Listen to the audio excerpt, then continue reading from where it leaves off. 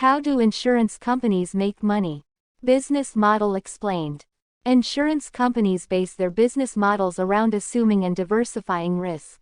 The essential insurance model involves pooling risk from individual payers and redistributing it across a larger portfolio. Most insurance companies generate revenue in two ways: charging premiums in exchange for insurance coverage, then reinvesting those premiums into other interest-generating assets. Like all private businesses, insurance companies try to market effectively and minimize administrative costs. Pricing and assuming risk. Revenue model specifics vary among health insurance companies, property insurance companies, and financial guarantors. The first task of any insurer, however, is to price risk and charge a premium for assuming it. Suppose the insurance company is offering a policy with a $100,000 conditional payout.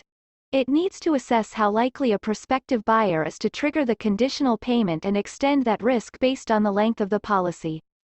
This is where insurance underwriting is critical. Without good underwriting, the insurance company would charge some customers too much and others too little for assuming risk.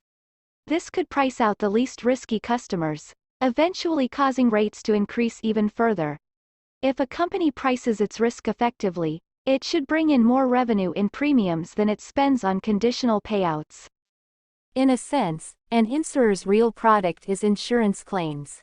When a customer files a claim, the company must process it, check it for accuracy, and submit payment. This adjusting process is necessary to filter out fraudulent claims and minimize the risk of loss to the company. Interest earnings and revenue. Suppose the insurance company receives $1 million in premiums for its policies. It could hold onto the money in cash or place it into a savings account, but that is not very efficient. At the very least, those savings are going to be exposed to inflation risk.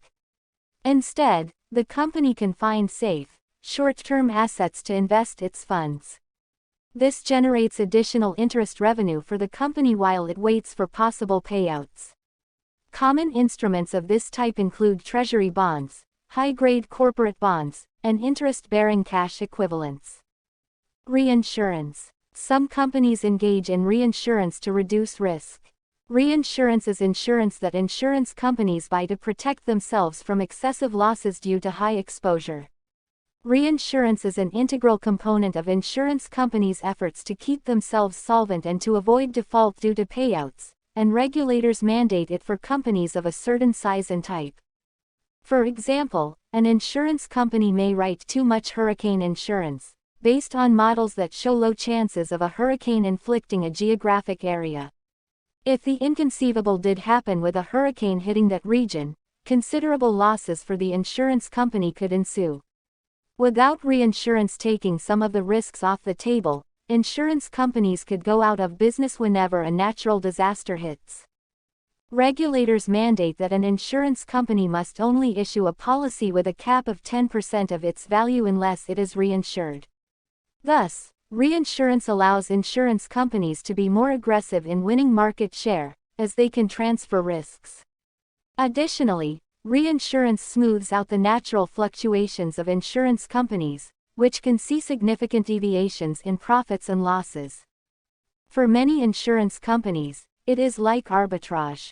They charge a higher rate for insurance to individual consumers, and then they get cheaper rates reinsuring these policies on a bulk scale. Evaluating insurers. By smoothing out the fluctuations of the business, reinsurance makes the entire insurance sector more appropriate for investors. Insurance sector companies, like any other non-financial service, are evaluated based on their profitability, expected growth, payout, and risk. But there are also issues specific to the sector. Since insurance companies do not make investments in fixed assets, little depreciation and very small capital expenditures are recorded. Also, calculating the insurer's working capital is a challenging exercise since there are no typical working capital accounts. Analysts do not use metrics involving firm and enterprise values. Instead, they focus on equity metrics, such as price-to-earnings (PE) and price-to-book (PB) ratios. Analysts perform ratio analysis by calculating insurance-specific ratios to evaluate the companies. The P/E ratio tends to be higher for insurance companies that exhibit high expected growth, high payout, and low risk. Similarly, P/B is higher for insurance companies with high expected earnings growth, low risk profile, high payout, and high return on equity. Holding everything constant, return on equity has the largest effect on the P/B ratio. When comparing P/E and P/B ratios across the insurance sector, analysts have to deal with additional complicating factors.